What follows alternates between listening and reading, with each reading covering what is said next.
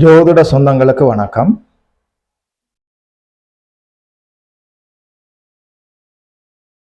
யார் உங்களுடைய வாழ்க்கையில அதிகமாக பொய் பேசுவீர்கள் சொல்லி பார்க்கலாம். உண்மை குறைவாகவும் அதிகமாக பொய்யும் பேசுபவர்கள் யார் என்று சொல்லி பார்க்கலாம்.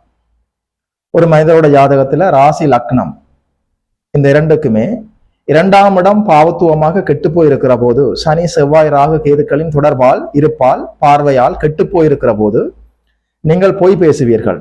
குறிப்பாக இரண்டாம் இடத்தோடு சனி தொடர்புக்கு வருகிற போது நீங்கள் பொய் பேசுகிற மனிதர்களாக இருப்பீர்கள்.